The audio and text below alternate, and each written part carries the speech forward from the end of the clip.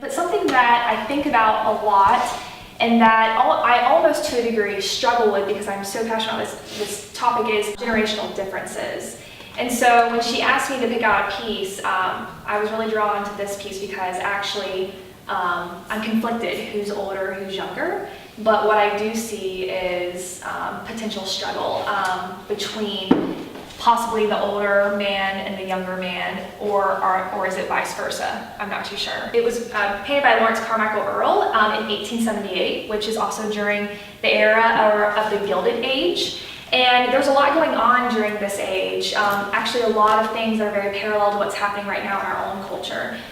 It was the end of the Civil War, and there were a lot of cultural changes, such as labor, economic changes, which we all see that happening right now in our current culture, which is specifically affecting the millennial generation. How hard is it for people in our generation right now to find a job or to use their degree, or we're being asked to possibly take jobs that are lower than what we'd always anticipated when we're looking into the future as children, or even in college, what were we seeing our future as?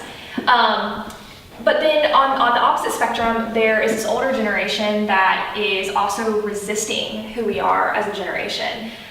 We are hearing so much right now that millennials are lazy and that they're unproductive and that they are impatient. But on the flip side, millennials are the ones that are starting to change our economy. So do you think that we are the second Gilded Age? I see us identifying, but whether are we on the left or are we on the right? And I think that's part of like what differentiates ourselves, is that even though we are all kind of grouped together, even within our generation, we can be on very, very different ends of the spectrum. Where people might have looked at a vocation and set their sights on it, now we're in this really long going education phase. People are 30, they still don't know how to do anything. We stay in school for a longer amount of time, but maybe, that time prolongs real world experience. Maybe that kind of stunts some of the growth that maybe back then, to what you were talking about being able to survive just on your own, kids were knowing what real life was about at, young ages back then, because they were out in the fields, they were, having to help do, more day-to-day stuff with their families and things like that. Mm-hmm. Whereas now, we tend to be taken care of up until a certain age, and then, kind of like pushed out, and we don't know what to do, so. You would have been on that farm, and you would have thought, yeah, I'm going to be a farmer, and you just knew it, or you would have thought, I'm going to do anything but farm. Yeah. And you would have been thinking about that from a young age, like, what is that thing that I'm going to do besides farm? Yeah. And we're not raised on it. It'd be harder. Yeah. And you'd be able to put up with some stuff. So you think that means that we should be learning more from the previous generations? Not necessarily. I think the ideologies are completely different now between then, because then it was all about the family. You had kids because you had a farm because you needed hands like that, and you had kids because you needed to survive and carry on your family name. Now it's people are having kids later, if they have kids at all. They're adopting. A lot of people aren't even getting married anymore. It's not necessarily about families so much as it is about the individual. We're very narcissistic is kind of harsh, and I don't think that's the correct word to use, but we're so focused on our own personal successes and maybe making a difference for the greater good, as opposed to caring for our own biological needs. Because food is so readily available. You don't have to know how to go out and hunt. It's a hobby. People pay a ludicrous amount of money to go and kill an elk.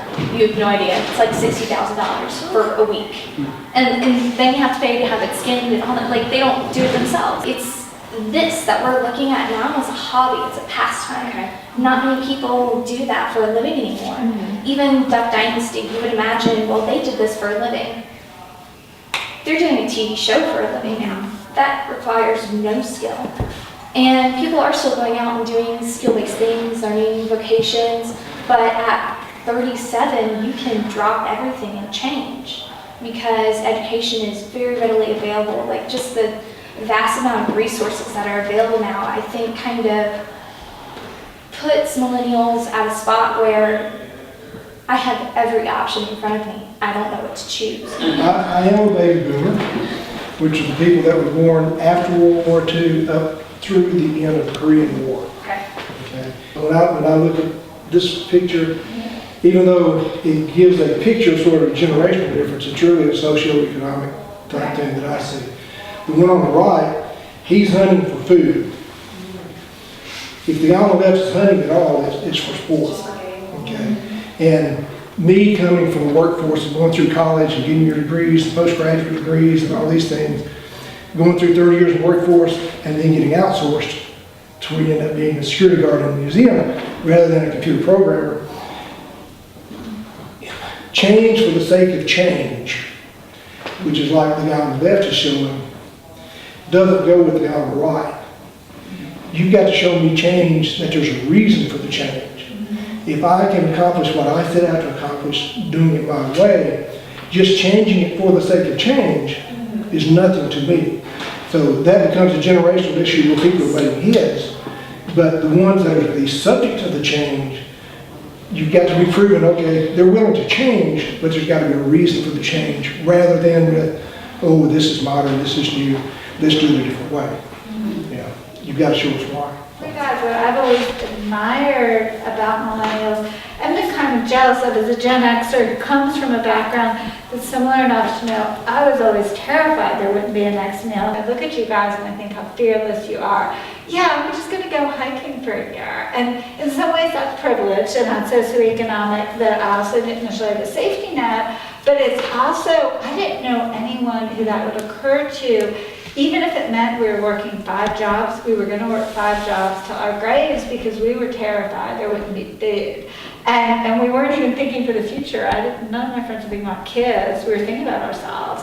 But then I look at you guys and you're experimenting and you're trying something new to try it because it's new and you're making change because of that. And I think things might have stagnated had someone not said to us, let's just try it. Because I was the children of Depression era. People are even more scared than baby boomers. Yeah. When I was looking at this piece, I actually identified a bit more with this character, mostly because we see that he has more game.